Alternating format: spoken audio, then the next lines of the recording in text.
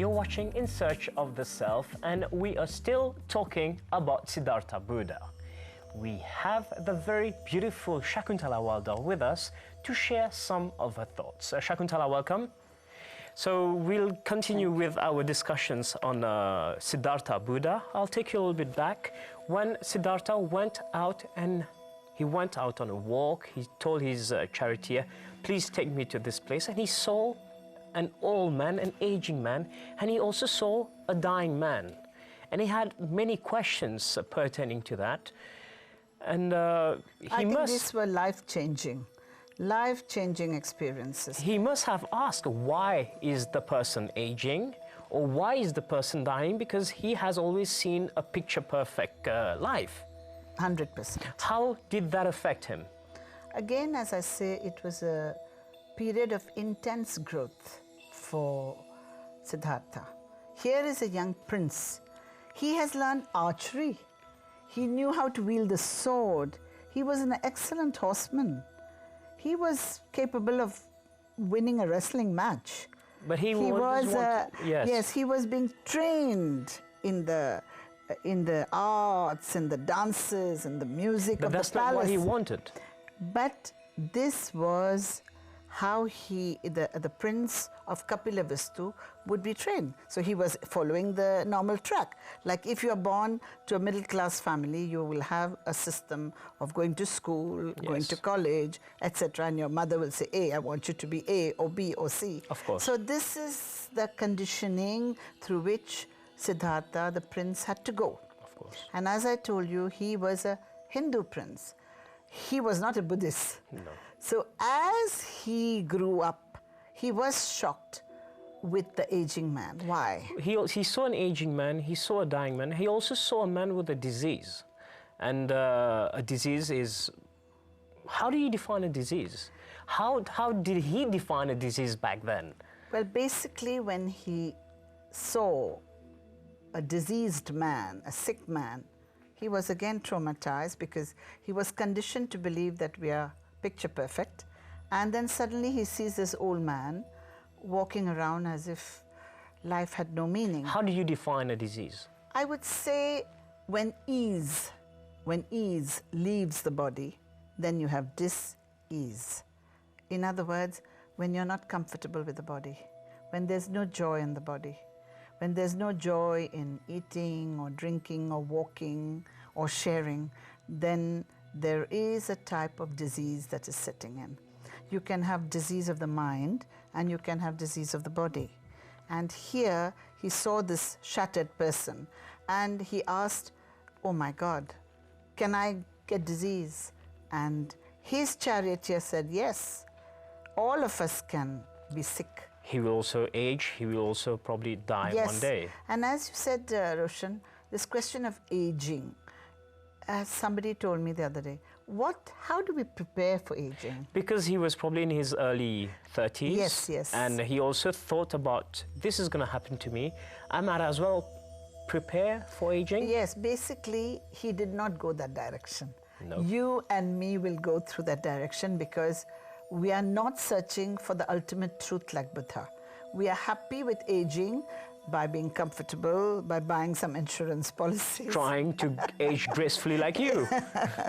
Trying to age gracefully. So this is what aging means to all of us. Structuring time, being prepared to go slow. Okay. And also enjoy other things. Walks, exercise, spending time with family. And gardening. You can enjoy so many beautiful things when you're aging, which you don't have time for when you're young. Going to the shop, going to the market, seeing this beautiful cabbage, tomatoes, you begin to be very grateful. A conscious appreciation. Yes, conscious, I like that, conscious appreciation.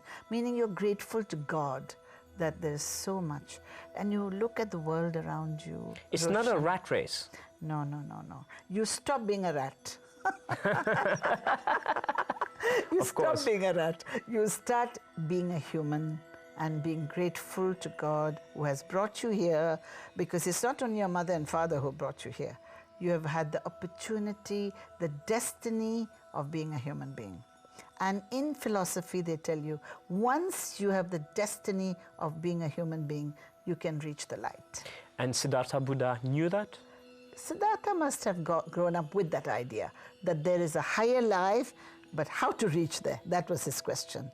But as you say, we also know that the human being is not the end of the line. There's something better. It's a series of incidents that has occurred in his life that has put it all together and probably started the awakening inside him. Yes. Qui a fait le déclic. Absolutely. Because you see, this is a very silent process, Roshan. Why are you here today? Obviously, there were so many factors that has cast you as an excellent newscaster. But how did that happen? As you say, Enchibutisi, Enchibutlaba, Enchibutisi, you've been watching, you're trying to see how the BBC does, the CNN does, and you say, why can't I do it? And you have this guts to go and do things. And I'm very curious about what you have to share with us. Absolutely. So this makes you what you are. So in the same way, Buddha must have had a deep desire for the truth. And he moved through his experiences searching for that truth. And we come back again to death, disease, aging, and he eventually prepared his death, disease, aging. So he got his answers through meditation, or Yes. was it did his answers come through meditation, or did his meditation come through his answers? Well, basically, it's a process, no? It is a process. But I'd like to tell you here the process of the Buddha meeting his wife after being enlightened. All right. It was a very beautiful moment because Yashoda is very angry. Why is she angry? She is angry because he left her in the night and ran away. Yeah, he just kissed his son and left. Exactly. And as any woman would be very cross with the way she was treated. But when he walks into the room, she realizes this is not her husband. This is a completely new person. He had a different aura. A completely different aura. He looked like a saint. And she went and just touched his feet and she said, please give your heritage to your son as well. And the Buddha was surprised. He says, call him. And that day he initiated Rahula into sannyas. That was the heritage he Who gave. became a follower of his dad. Of Buddha, yes. In fact, this is the beautiful thing. When you discover the truth, you have so much to give, so much to share. And you want to share it with the people you love. First, your wife, your father, your mother, whoever is there. And I find this in the lives of many enlightened masters. They go and touch the feet of their fathers and mothers, but the fathers and mothers become their disciples because they realize, extra sa, and chance, extra that we have a son who is a light. He was a chosen one. He was not one chosen one, many are chosen. I don't say there's only one. But he developed into being the chosen one. Yes, but as I said, he was a Hindu. And when now you say the Buddhists, there were people who followed the Buddha who called themselves the Buddhists. But there's not only one chosen one. We are all chosen by God to go to the next level. We should have the ability within ourselves to reach that level. And we must be eager to know the truth. And one way of doing it is through meditation, eating good food, and probably, most importantly, having good thoughts. Good thoughts, good ideas, thinking well of others, not wasting our time in gossip and finding out who did right and who did wrong. Do your own dharma, your own duty. Alors, récapitulons Shakuntala. He came from a perfect world in his childhood. His father tried to stop any kind of disease, aging, any kind of negativity getting to his son. He could not stop it. Siddhartha Buddha went on his own quest in search of himself. And he discovered many truths about life.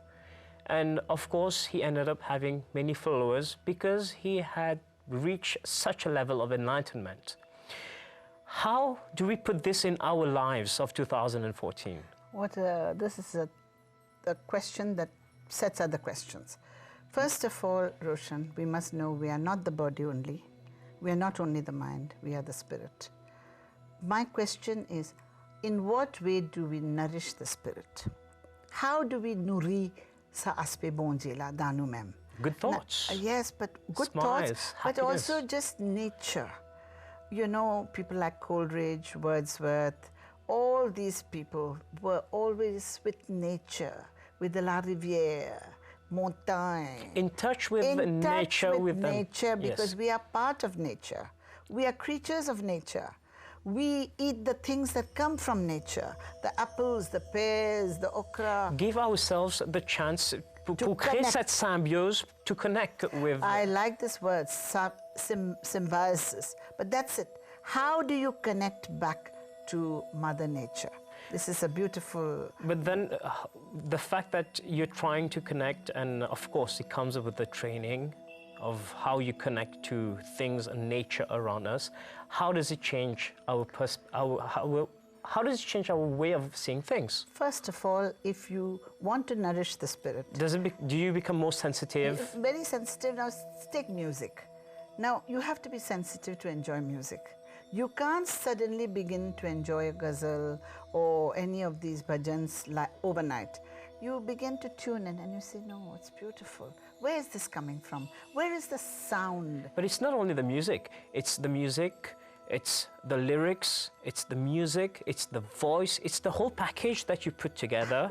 Absolutely. And it comes back to being able to enjoy the small things in nature where you can connect to So life. you have music, you have nature. That's one example, yes, music. And also people who have your type of temperament. Satsang. Buddha talks very much of looking for the right company. I have a friend of mine who used to tell me, you know, I chose the wrong company. I used to enjoy a drink and I go to people who only like drinking. So the whole evening will go with drinking. But if you go to that company which doesn't encourage you to go into an addiction, then slowly, slowly, slowly, you find that you are a spirit, that you begin to enjoy your own self, you can enjoy a walk, you can enjoy a chat, you can enjoy music, you can enjoy a dance. Can I say in short that this was partly the message of Siddhartha Buddha trying to convey to us? Totally. He wanted the ordinary man to access the life of the spirit. Life of the spirit is, as I said, can come through meditation, can come through some of the most beautiful. That's why he never refused the prostitute who was a dancer for people. So he welcomed everybody. You left me quite speechless about the life of Buddha. He's such a great soul. He is. And there's so much we can connect to Siddhartha Buddha and how we can put into practice of our everyday life. Everyday life, everyday life. The way you wake up, the way you go to sleep, you can be with the Buddha. Well, you could wake up and say, oh, I have to go work. Or you could wake up and say, I have to go work. So Yes, it's all yes. about how we make conscious decisions going forward in And life. evolve the right mindset. Yes. So you think that if we have a conscious effort of observing, it pushes you towards the right direction in life? 100%, 100%. Shakuntala Howaldar, thank you very much. Thank you for being here, and Thank you. I'm very honored to have such a beautiful soul like you on our show. Thank you very much. Please come back and see us again. We have come to the end of this episode. Please tune in again for yet another episode.